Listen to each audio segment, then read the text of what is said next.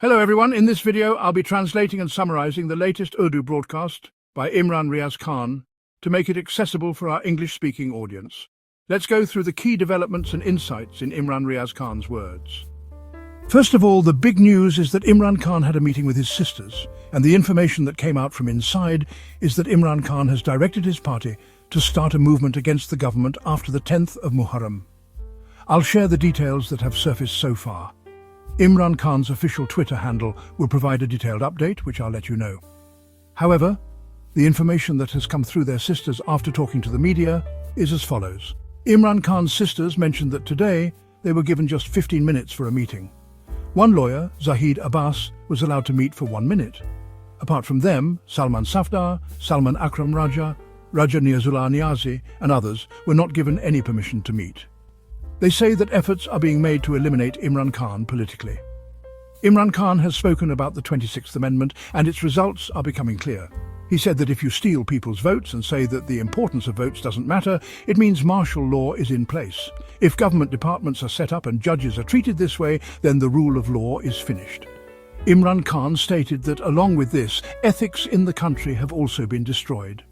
According to Alima Khan, Imran Khan said that the people sitting in the assemblies did not come through votes, and the voice of the media has been silenced. A 27th Amendment is being brought, and it's better to announce monarchy because the voice of the people has been completely stifled. Pakistan was created in the name of the Kalma after independence from India, and it is that Kalma that has kept Pakistan intact today. But the nation is being enslaved completely. And Imran Khan says, "It's better for me to spend my entire life in prison rather than live in slavery." He stated that he does not want slavery. He can stay in prison, but not in slavery.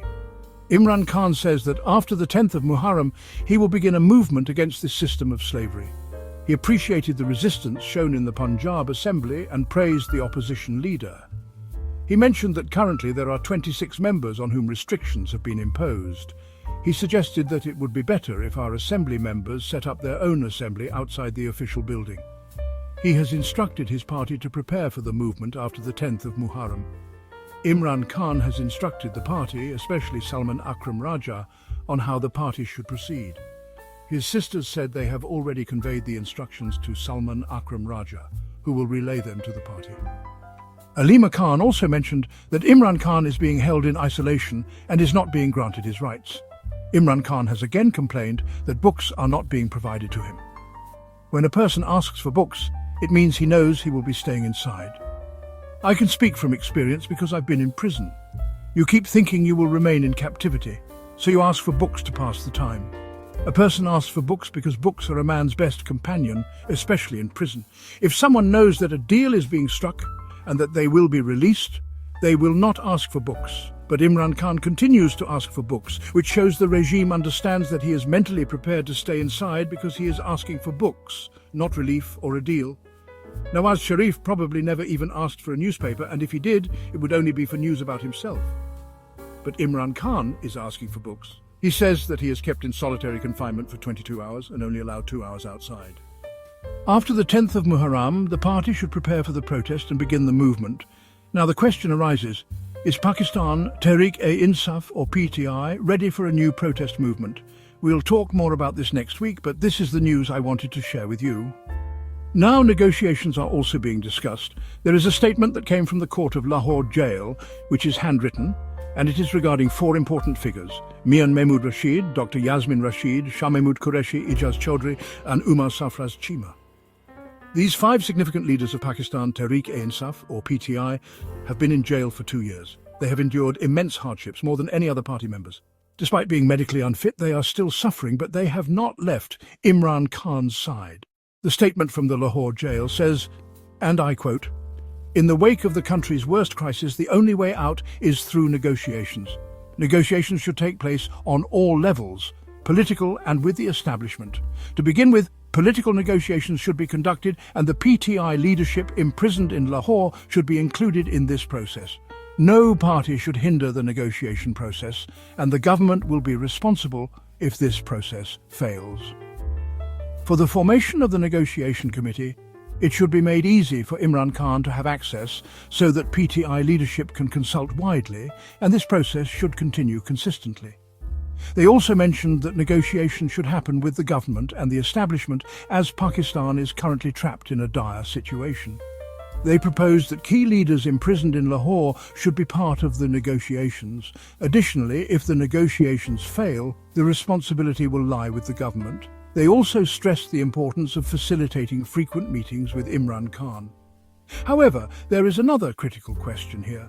Salman Akram Raja has said that negotiations must take place with the government. His stance is that the government needs to prove that it has the authority. Imran Khan had set two conditions: a judicial inquiry into the events of May 9th and November 26th, and the release of innocent prisoners, and he's willing to stay in jail himself. Neither of these conditions have been met. Instead, meetings with Imran Khan were cut off. Now, the government claims they are facilitating meetings with Imran Khan, but in Punjab, Imran Khan is in jail. If they wish, the government could allow him to meet people 10 times a day, just as Nawaz Sharif used to meet 25 to 30 people every day. But the current government hasn't done this. PTI's complaint is that if the government can't even arrange meetings with the leader of the party they are negotiating with, how will they implement any agreements? This is a valid concern that the government has no answer to. The meeting with Imran Khan lasted around 15 minutes, and he discussed several things. The most important points were that he would rather stay in prison than live in slavery, and that after 10th Muharram, the movement should be launched and preparations for protests should begin. After Qazi Faiz Issa, another leader has come into focus. Qazi Faiz Issa was previously hailed as a martyr for justice, and now he has confirmed that everything we said about him was correct. And he has reaffirmed the correctness of our views. He will become a part of the trash of history, and that person is lying in the trash bin of history like garbage, and he is so shameless that he still hasn't apologized to the nation. The most shameless character in the history of Pakistan, a man who forced those who praised him to say, "Don't praise me, insult me." Justice Faiz Issa, the whole nation is cursing him, raising their voices in anger. He is so shameless that no one has ever placed such a person in such a position in Pakistan's history. If I speak from my angle, the man knew me. He stood in court and was denying it, saying, "How can I give justice?" Meaning he was running away from me. I was the Chief Justice, trying to call him, asking him to come, but he kept playing his tricks. Anyway, let's leave my side of the story. What he did to the nation, he took the symbol of the bat away from the biggest political party. Then he went on to the extreme of oppression and barbarism. And then he taunts them, saying, "If you can't bear the heat of the kitchen, then leave it." And this same Justice Faiz Issa couldn't bear the heat. The entire Pakistan wants to feed him donuts, but he is hiding, sometimes changing his disguise, sometimes doing something else. This is the state of Justice Faiz Issa. There was another great person, Shaukat Aziz Siddiqui, who was also supported by the PMLN, and Mariam Nawaz was very excited about him, thinking he was a man of justice. He too, like others, had supported Justice Sarfaraz Dogar, who was the establishment's and the government's choice. Look, I told you there are two important tests. One is of Farooq H. Naik, who has pretended to be revolutionary his whole life, and the other is the test of Justice Shaukat Aziz Siddiqui, who also pretended to be revolutionary and anti-establishment, raising slogans, but both of them voted for and elected Justice Sarfaraz Dogar as Chief Justice of Islamabad High Court. Now, there were some other judges, such as Justice Mansoor Shah, Justice Munib Akhtar, and others from Pakistan Tehreek-e-Insaf, who were saying that before proceeding with this appointment, the 5 judges who had filed the petition should be heard. They had filed a petition regarding seniority in the Supreme Court, so that issue should be decided first. After that, we can move forward with the appointment. There was also another point raised that a petition had been filed in the Supreme Court of Pakistan against the 26th Constitutional Amendment. All of this is happening according to the 26th Constitutional Amendment.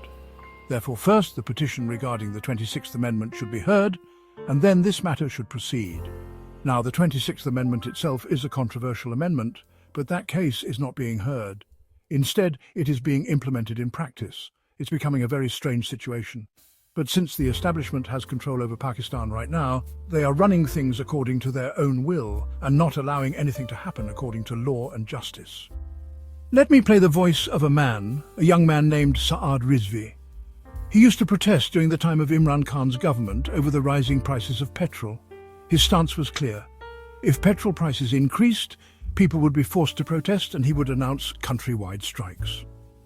He belongs to a religious political group, TLP, and during Imran Khan's time he used to stage protests against the establishment.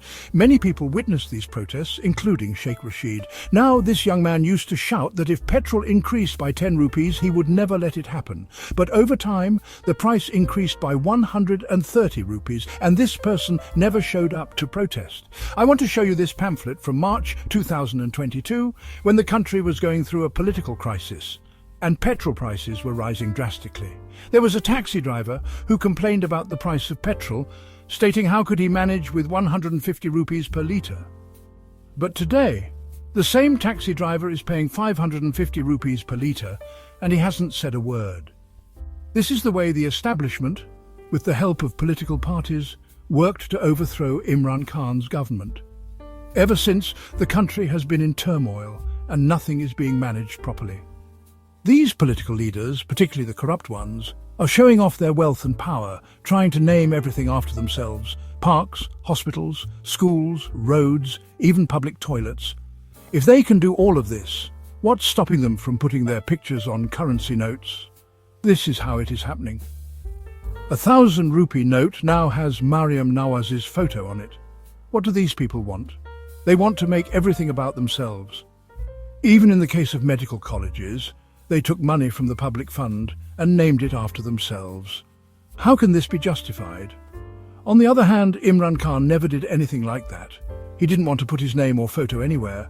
He even protested when a stadium was going to be named after him. He always wanted things to remain as they were, without seeking personal fame. Ahmed Farhad, a poet and a good friend of mine, shared an interesting tweet. He wrote that from Quaid-e-Azam, the founder of Pakistan, to Faiz-e-Azam, this transformation has taken place. The original Quaid-e-Azam, Muhammad Ali Jinnah, worked for the benefit of Pakistan, and now we have Faiz-e-Azam, who has exploited Pakistan for his own benefit, taking the blood and money of the people, laundering money, and setting up businesses for his children. These people are not the heirs of the founder of this country. In the new year, they have given the nation 4 major gifts. First, an increase in the prices of petroleum products. Second, there is a hike in ATM withdrawal charges. Third, they have raised gas prices by up to 50%. And fourth, they have taken away health cards from the poor in government hospitals. These are the gifts they have given to the nation, while continuing to sit in power with no regard for the people's hardships. I will end this vlog here. There are more important updates, especially about Khawaja Asif and his involvement with the meeting at the White House. That wraps up our translation of Imran Riaz Khan's video. I hope this English version helped you understand his message better. Please like, share and subscribe to Awami Lens to help our community grow. Don't forget to leave a comment below and let me know what you thought of this effort.